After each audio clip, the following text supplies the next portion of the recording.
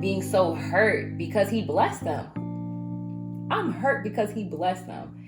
I'm not mad at them. I'm mad at him. I serve a big God. I'm building big business. You felt like you only had a little bit of faith. That was the only thing that was actually pleasing God. I can't even properly serve you without a relationship with God.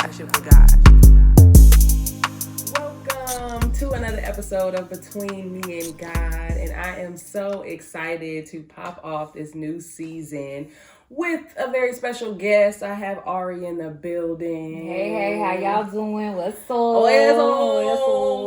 So, y'all know on Between Me and God, whether this is your first time listening to me or if you've been here before, this podcast is all about showing you insight on my relationship with God. A relationship that's not by way of my mama, my daddy, my pastor, grandmama, nobody, okay? But how we want to talk about how you can grow your relationship with God. And so this season, God really impressed on my heart to really open this up because we know that we all have unique relationships with him, right? And so I think that it's good to hear how other people are navigating their relationship with God and not just me. So this season's going to be a little different. We're going to spice it up. Ari, y'all may have heard me reference her before in the past. This is my co-leader of Women Who Will Ministries, which is taking a break at the moment, but we'll get to that another time. But I'm really happy to have her here. So Ari, tell us a little bit about yourself. Hello, people. So, Ari, short for Arielle. Do not call me Arielle. I'm not the Little Mermaid lover. Not me. I'm 30 years young. I'm coming out my honeymoon phase of being married. Will make 3 years, March 2023. I do not have children yet, which been praying for, still praying for, right? I believe it's a yes in the spirit realm. Just waiting for it to manifest in the physical and the natural. I do have fur babies though. I have a teacup Yorkie and a pit bull. They're besties. Love them. I'll be actually migrating to LA within the next month. So we're recording this in January of 2023, top of the year. Hope your year's been great. If not, stay in there. But yeah, so we'll be moving from Atlanta to there. So hopefully, I'll get to meet some of y'all who are listening on the West Coast. So West Coast in the building. That's dope. So I thought it would be very fitting to have Ari on the first episode that we drop here, just because I've done a lot of life with her very intimately, and the conversations that we have, they tend to really open our minds and open our hearts more, than when we go into. We may go into something just expecting an event, and then you come out of it with a revelation, and God's like, what I'm saying? And so we'll just start off. I'll just start off with asking, what's been going on between you and God?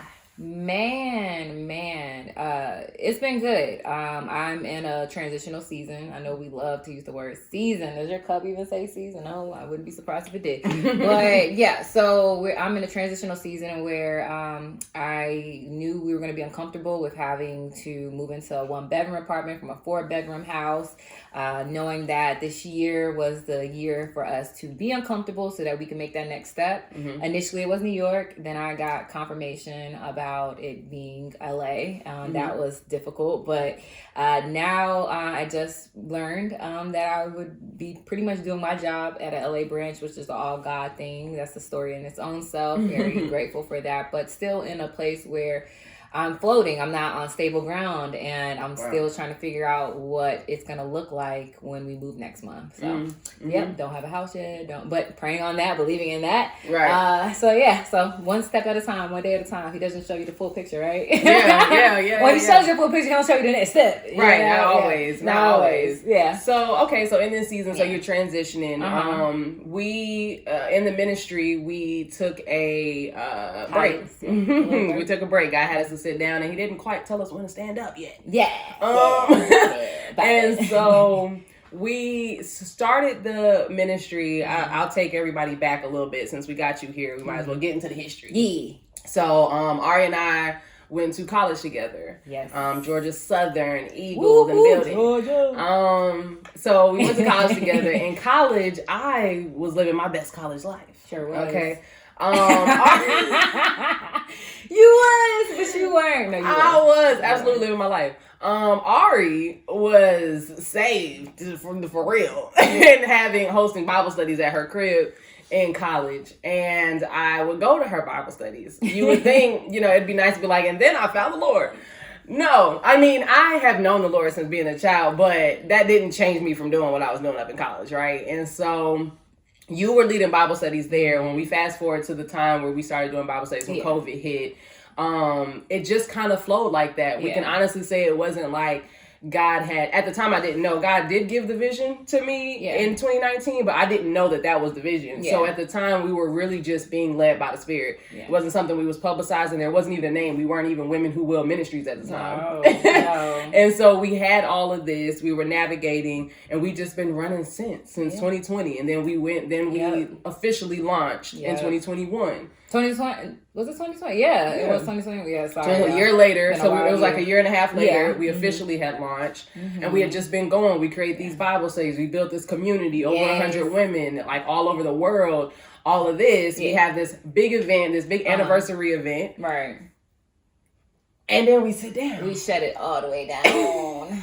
And then we sit down. Yes. So what has this time been like for you? Oh, hard. So I think it was probably, I want to say about a week ago. This week, I think I finally called you, and I been telling you about something I've been dealing with, which was I have been operating in a performative. I just been pretty much trying to act like that. After when I put the ministry down, it became hard for me because I've been pretty performative with God. I was really looking for him in my output. So all the input I was doing with the ministry, the output was, yeah, God, I'm righteous because you see my faith in this. You see my work in this. And when I put it down, I lost the momentum because that was my structure. That was the thing keeping me busy. That was the thing holding me accountable in our relationship. But that was fallacy. Something that I had to come to understand, that I was putting the ministry before him. I was substituting the ministry as my relationship. The ministry was just as good as what we were. So I'm glad that he didn't shut it down. He revealed to us to set it aside for momentarily so that we could grow in other capacity of our gifts. And in it, it was hard for me to get out I'm such if anyone knows me, I'm very structured. I like organization. I want to all our stuff look good. Okay, the emails y'all be getting. So I had to get out of this being performative in the sense of, okay, God, well, if I don't pray, if I don't get up this morning to worship, if I don't work out, then that doesn't determine my relationship with you. That doesn't determine whether you're going to bless me or not, or show up for me. So it was, it's hard for me because I was going through condemnation. I was also going through the feelings of not wanting to do that. So this has been a challenge for me because it's been a process. And I think it was into this week that I'm finally coming out of that and really just learning to just be. Reading the Bible is essential to your growth, as long as his spirit is giving you revelation. But without that, you're just checking off a box. And if you don't get to do it, that doesn't mean you're forfeiting this relationship. You're forfeiting the royal priesthood that is on you. And I think I had to come out of that because I was operating in such condemnation when I didn't have those checkoffs, and I didn't even notice that because I was such a operational, gonna do this, gonna do that, and if I don't do that, then I'm not having a good day. Then that determines my whole day of being good and having goodness happen to me. Wow. So needless to say, I've been learning as I see other people in the Bible didn't have the Bible. So how were they in communion with God? How were they receiving his favor? How were they in constant relationship with him? And so that's what, okay. And so that's what's going on between you and God. All right. All right. And so in that time period then, in the midst of having to navigate God revealing to you, and y'all might hear my dog in the background. He's really wilding right now. But I don't know what to do with him, honestly. If anybody need a dog, let me know. I come get him. Come get him, please. But in the midst of navigating kind of all of what you revealed, right? Yeah. Feeling the condemnation, feeling like you have to perform and things like that. And in your soul, what is that? What had to happen in your mind, your will, and your emotions? Like what was kind of transpiring during this? So I had to break. Honestly, he was talking to me in my dreams, and if any one of you guys know me, maybe 2 or more years ago, I'm not sure why you think that it was so long ago, because it was in less than a year. Okay, all right. That you had that sentiment. Okay, but I remember saying that to you a long time ago. So that's why I'm saying that. All right, yes, it was a recent revelation, because honestly, I just started paying more attention. God speaks to all of us in dreams, guys. All right, if you not dreaming, you want to figure that out. But anyway, I was one of those people that I told Amber, like, because she used to have the dreams that she listened to. And I used to be like, God knows not to talk to me in my dreams because, he knows I like to sleep. Mm-hmm. And truth was, he was always talking to me. I just wasn't listening or paying attention. So it wasn't up until recently he started speaking. I started paying more attention to my dreams as we were praying for God to increase the capacity of our gifts. Mm-hmm. And it was, I received messages from God just regarding just how I was operating under the law, and how I just, even though I knew I'd been feeling this way, I just continued to feel like, man, I'm not really desiring to be in the word. And because I wasn't desiring it, I was still in condemnation of, feeling this apartness to God. Not because I'm choosing not to be in the word, because I'm choosing not to talk to him. And my way of talking to him or thinking we're talking is me just sitting in the word, trying to feel this feeling of goodness after being in the word, not trying to sit in it to receive whatever he needed from me in order to go out into my day and move within him. Okay, so let's dive into that. So this feeling that you were seeking, because I think this is really important in in anyone's relationship with God, is that idea that we're seeking a feeling, right? And so then when you don't have that feeling, and being married, right? The part that emotions play, and many people get married off of an emotion, which I always warn so strongly, because if you're getting married on that high, I'll let you know that high gonna come down. Oh, for sure. The high's gonna come down, but how will that impact your relationship? And so when you were dealing with, now you were at a time, so we're in a ministry, so we have this feeling, we also have this obligation, we got to get these studies out at a certain time, we got to promote, we got to have these graphics done, so we need the study done by this time. We were performing and we were getting things done and we were in the word. But now when it's time to actually be intimate with him and you're seeking this feeling and you're not getting it, what is that saying about your relationship? Or I guess how do you navigate that, like, I don't have this feeling? So that was hard, because it's not something that's, because I get it now, I'm gonna do better tomorrow, I'm gonna do better next week, I'm not gonna go through this. It's a journey. Like literally this relationship with God is a journey. It's the same thing like being married. I don't always feel like doing stuff for my husband. For example, last night, I get up to go use the bathroom, and my husband's like, "Oh, you getting up to go get some water?" I'm not going to get no water, bro. Like, right? Like, did I say I was getting water? So I didn't even answer him, but I sat there as I finished, doing what I needed to do, and I knew, like, I'm gonna go get you some water, like, and I did that, and it wasn't because I felt like going to get him. I did it because I knew it was the right thing to do. I knew that it would benefit both of us. I knew that, if I asked, he would do it for me. And that was the big thing for me, because I was just like, these little moments, y'all, take note, even in your marriage, those small things you don't want to do, the small sacrifices are love. And for me, I have to love God more than how I feel. And that is a struggle because I think he's often testing our love by what we go through based off of how we feel. I don't always feel like waking up in the morning, but I know it's good. I know it's good for me. I know that it will bring about something in me, but I'm not trying to do it for the feeling. I'm doing it because he has something assigned to me and it's bigger than me. And I don't always see it as that. Yeah.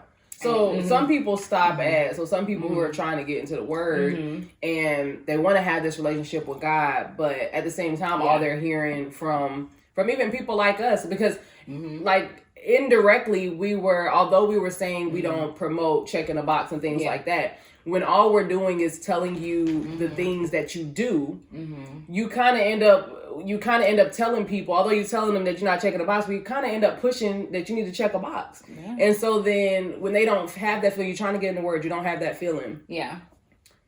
How do you just push through that? You know what I'm saying? Like, what does that look like in a relationship where you don't have that on fire zeal? Because some people, you could operate in that for a long time. You have this zeal, right? You're like, yes, God, you just wake up like, I want to serve you. But then them days where life is happening, you going through things, you waiting on things, you believing for other things, and things are happening. That's weighing on, this feeling that you're going to have. So how do you grow a relationship without the feeling? I think, from my experience, accountability has helped, having a great community. And I'm not talking about just going to church. I'm not talking about just going to Bible study. I'm talking about people who check in on you, who you can be honest with, and who can pour into you when you don't got the faith. They got the faith to give to you. And that's one of those moments because it has to take faith for you to move. Faith is an action, right?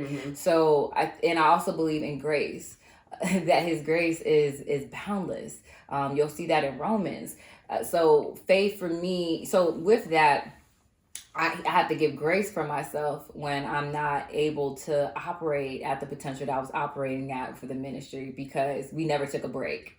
And so to finally get a break, how do I get back up now? And where am I going? What am I called to do? So being honest with myself that I need help. I need help from my community to pick me up, because we're supposed to share each other's burdens.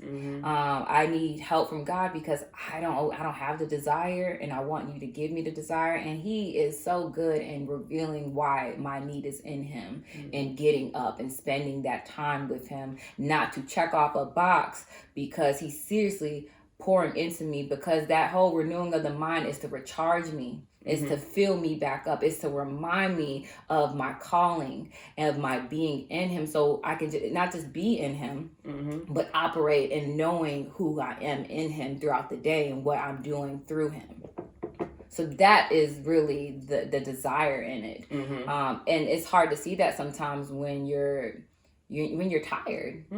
But you can't isolate yourself. And you can't stop. You can't give up. So, okay, there's another day. Do something different. So even though I may not be able, so for example, the other day, I didn't get to wake up and start my morning off. Okay, but like, I'm going to try to listen to something. I'm going to try to pour something into myself. I'm going to still talk to him. But it's not to check it off. It's because I still have a need for him. There's still value in what I put in my ears, what I look at. There's still value in who I surround myself with. There's still value in making time for him so I can still connect with him. So I'm not just going about my day thinking I could do it on my own. Yeah. And so what are real life, I guess, examples or times where you have had an opposite feeling, but you still had to wear Christ? Like you still had to... You still had to wear that, but you were feeling something totally different. Because a lot of times, we all know that people are going through things, right? And we don't know what they may be going through when they lash out. Or when you got a coworker that's tripping, or a coworker that's standoffish and didn't say hey to you, or didn't hold the door, and people are going through stuff. But then, they wear that. And like, then they putting that on you. Yeah. But if we're trying to represent Christ, we can't wear that emotion all the time. We're feeling one thing and we still got to love. We still got to serve. What are, I guess, times like that for you where you've had to navigate, where you were feeling something else? So there's purpose in all of our seasons. So even purpose in this season. and we're imperfect. So I want to be clear, a part of, this time, because I am a leader still, even though I'm not operating in that hat, because we've put a break on the ministry. Sometimes there can be with anyone in position where we have to be perfect. We have to operate in perfection. We're going to fall short of glory. We're not Christ. We're trying to look like that. So that looks like that in the seasons we go through, because God is constantly testing our faith to see who are we truly reflecting? What is our heart posture actually showing and revealing? So the biggest test of faith for me, which had to show what type of love I displayed to others based off of what I believed, was really my fertility journey. And I say fertility because I don't believe any of us are meant to be barren. I believe that we all have different purposes. Not all of us are going to be married. Not all of us are going to have children. Not all of us are going to live in one place, or, we have different, our paths are different. Paths are different. He has made you for his purposes. So with that, I have had to go through a journey of seeing other people have children who I deemed not worthy to have children. I think I'm more capable of it, and broke me down a couple of times. I have had close friends whom I was stiff on. Recently, gang. We have a gang of friends. We've been, since college, post college. So one of our friends most recently got pregnant. She had just had a beautiful baby girl. When she announced it to us, everybody, and she did it so discreetly, post a little sonogram. Everybody was like, "Congrats, you're gonna be a great mom," blah blah blah. And mind you, I've been going through different seasons, so this was just another season. Like, this isn't like, oh, I've been waiting. No, I've been waiting. So just to let y'all know, I got married in March 2020, and we're recording this in January 2023. So I'm still waiting. So she just had her baby, a month ago? So 9 months ago, 10 months ago. Anyway, point being is that when she told us, or maybe it was less than that because she told us after, my text was super dry. I don't think I had a single emoji. I don't think I had I don't even think I said congratulations. I think I just said congrats. Like I think you shortened it. I'm pretty sure I was to the point. Yeah. And I it's funny because I have such good friends. So Amber and God, boy, he knew who to put around me, because I'm the more confrontational friend. I'll be straight up. If I see something, I'm going to say something, or I'm going to wait to say it, but I'm going to say it. She never approached me not one time about that message. Matter of fact, I came to you and I said something to her about it. And that's when she chose the opportunity to say, yeah, I knew. And I think I was funny because even though I wasn't rude in it, I wasn't like being like blatantly disrespectful. She knew she knows me so well, even in the tone. I mean, anyone. Let me be clear. It's not like the way my energy is most of the time. I was not giving no good energy there. It wasn't just like No, I was just like congrats, like salty, super salty. So God had to deal with me in that, and that's a friend. That's someone I'm supposed to call a friend, yo. Yeah. And I've had that even in personal family, like God dealing with me, thinking that being so hurt because he blessed them. I'm hurt because he blessed them. I'm not mad at them. I'm mad at him. If you're being real. Yeah. So a lot of the times it's not people, it's us.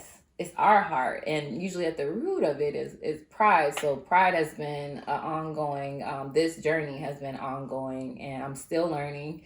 I'm probably at the best place I've ever been. For real. Yeah. Just this week I was saying I'm glad God. This ain't your time. I'm getting ready to move. I don't want to be pregnant moving. I don't want to make new friends pregnant. I don't want to start this new job pregnant. I can't wait. But best believe this week when I was waiting for that time of the month to come, I was like, God, this can't be your best. Like, this is now? Yes, I was scared. Yeah.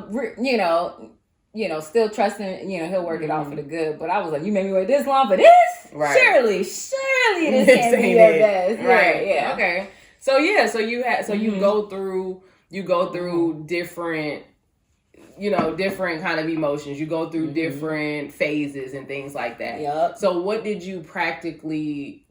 something that you had to practically do then to kind of navigate you feeling this one thing? And so you had your moment, you were salty. Yeah. And so how did you bounce back from that then? So I really had accountability with my friends. That helped me when I just didn't want to pray, when I didn't have faith. As I mentioned, they gave me that. They really were what I needed. We used to, before we had this group where we meet once a month to really help each other in our walks. We really were doing that unstructured every morning, just praying. So cried together. Yeah, for sure. I also had to do some deep when God reveals something in you, especially something like pride. It's not something for you to just be like, oh well, God, I'm gonna pray this out. No, you have to do some deep tugging, like going into the Word, really submitting it, really praying over it. And He's gonna have you experience. The only way to, with pride, you can't. Honestly, you can't pray it away. No. With pride, even personally, the only way to combat pride is resisting it. And in resisting it, it is to be humbled, because that is the complete opposite of pride. Exactly. And so I just want to give the flowers now. I'm going to just go and cut you off. All right. And give the flowers on the way that I witnessed you navigate it. And even through what you were saying, you were feeling the pain and having to watch people get pregnant all around you, your friends and your family and things like that. Ari still chose to sow into pregnant women. So she's the one that goes the extra mile. She was intentional about getting you a gift when she found out you were pregnant. She was intentional about showing up and being present, getting your kids gifts, like all of those types of things. Like she's still very present and she's sowing where she believes she's gonna see. And that is commendable, because you're doing that even sometimes against your actual emotions. Because I remember when I found out I was pregnant, I was worried about telling you. Because I knew that you were waiting. And it's not that I didn't think that you were going to be happy for me. It was me knowing that on the other side of that, you were going to feel something. And being aware of that feeling, I was worried. And so for you then to, be intentional and to get me a gift. Now, she did also, in the gift package that she got me, she did give me some drawers that was like an extra large. And it's like, you thought it was going to be that big? So maybe it was a little shade up in there. Like, now that I really think about it, why did you give me some drawers that big? Listen, hey. But she put the whole care package together for me. When I got pregnant. So I just wanted to give you your flowers, and that is very practical. So I think that's a great takeaway and a good place for us to even stop as God is showing you and navigating through this season something that you have learned, because that's all God. For you to be able to still do things, and even as we're doing this ministry, as the ministry grows, we say that we love people and we love to serve and things like that, but the truth of the matter is, as we grow, people are going to have a lot of negative stuff to say. People are always going to have, so we're not always going to love people. And so there's so many ways where God will have you to go through something so that you can learn how to navigate despite the emotion. And so even with you still pressing into the Word, you still like confiding in a friend when you didn't have the desire, but not just leaving it there. Because some people may have, I don't have a desire, so I'm not going to get in the Word. I don't have a desire, so I'm not going to talk to God. You can't operate in life off of a desire. And that's just really just being successful, period. We ain't even got to talk about Christ-like things. You got to go beyond, you got to go beyond just your desire. So I just commend you for that in that practical way. And I hope that that's a great takeaway for somebody on how you navigate certain emotions in this season to still, put on Christ. You got to serve. It's not just being humble. It's not being humble. Is not just being something you speak into. You have to serve. I've thrown a baby shower, like helped to do that. Probably won't do it again, but I did it because that was what I felt called to do at that moment. So God is going to take you through and test your faith. And I can still find joy in it. So I'm a testament to that, and I hope that anyone who's listening to this, wherever you're going through, is for a season. Some struggles you don't have to go through, and then some struggles you will. But I promise that it's never wasted. Nothing is left wasted. That's dope. Well, thank you so much for sharing that with us and being vulnerable with us. If this blessed you, let it bless somebody else. Don't keep this goodness to yourself. We're going to do a lot more of these. I just really want to get into other people's world and what God is showing and revealing and how you're navigating through life. And so definitely check us out. Definitely leave a review, all of that. And then you want to give a last words check about the out ministry? Women Who Will Ministries.org. Yes, we're on hiatus. We will come back. It's going to look good, look different, but there's still some helpful tools on there that we would love for you to still use and bring you closer to God and your understanding of His Word. We really are huge advocates for biblical literacy. So if we're available. We're not, just because we're not active in pushing the ministry doesn't mean we're not active in our own pages and our own walks where God is taking us to. So we'd love to connect with you. Yep. All right, y'all. So tune in on another episode of Between Me and God. That's what's going on between me and God. The vision too big to carry. You need God.